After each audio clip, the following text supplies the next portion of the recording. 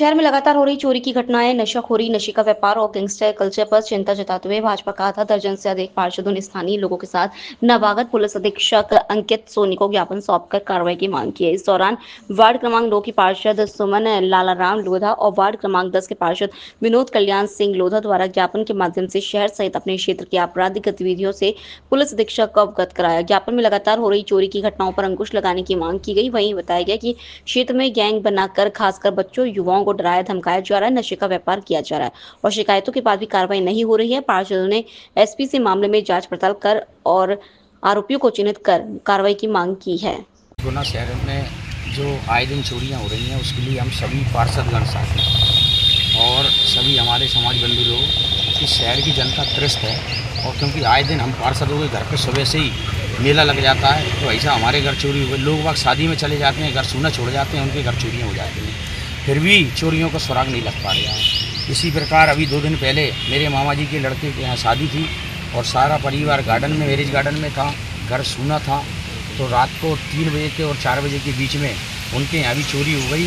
उनकी बड़ी लड़की के सारे जेवरात चले गए और 30,000 से ऊपर नगद केस गया। तो हमने जब पुलिस को सूचना दी तो पुलिस तुरंत आ भी गई। तो पुलिस ने लगा देखते से क्या हो सकता है, आपके परिवार के कोई लोग इसमें शामिल हो सकता है। तो हमने उस दिन इसलिए FIR नहीं कराई कि पहले अपन अपने स्तर से पता कर लेते हैं।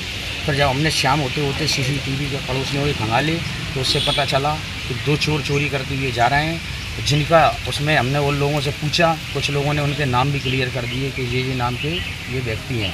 तो एक का नाम सनी और एक का हुआ के नाम से, जो टिकट भी पीते हैं और उस शहर में लगभग चोरियाँ वही कर रहे हैं, उनकी गैंग कर रही है। तो हमने यही साहब को बताया, साहब ये लोग चोर हैं और इनको आप तुरंत उठवाएँ। तो उनको यही साहब ने उठवाने के लिए फोर्स भेजा। तो फोर्स का कहना यह है कि हम जब पहुँचे तो वो नाले में कूद के भाग गए दोनों। तो हमने कल FIR कराई है, FIR हो चुकी है। तो फिर हमने हमारे स्तर से ही, हमारे सूत्रों से पता किया तो चोर सुबह 6:15 बजे शीतला माता मंदिर पे बैठा था। हमें जान कर ले, हमने तुरंत TI साहब को बताया। TI साहब ने मुझसे कहा कि आप जो विवेचना कर रहे हैं रवि दीवान जी, उनको कॉल करो। मैंने उनको कॉल किया, मैंने कहा मिल के वो शीतला माता मंदिर बैठा, आप किसी को भेज के जल्दी उसको उठवा लें। तो इधर से हम घर से रवाना हम भी गए और हम पुलिस का इंतज़ार करते रहे। पुलिस आई नहीं, वो फिर वो वहाँ से धीरे धीरे उसके घर चला गया। तो घर तक भी हमने सूचना दी कि अब वो घर पहुँच गया। 2 घंटे इंतज़ार किया पुलिस का, 2 घंटे पुलिस नहीं पहुँची। पर हम ही लोग थाने पहुँचे, खुद वाले वहाँ पाल बरुआ जी थे, उनसे कहा नहीं साहब ऐसी बात है, 2 घंटे हो गए, छोड़ जब घर से भाग जाएगा तब फोर्स पहुँचाओगे तुम। मैंने कि वहाँ वो लड़की जिसकी चोरी हुई है, तो ये सारी सूचना तो उनने फिर फोर्स इकट्ठा किया। इकट्ठा करते करते आधे पौने घंटे में 4 दीवान जी और दरोगा जी इकट्ठे हुए। वहाँ से हम जैसे ही निकल रहे थे इतने में वो घर से कलाली की साइड गया चोर, हमारे लड़के उसके पीछे लगे थे और कलाली से वो 5 मिनट में भाग गया।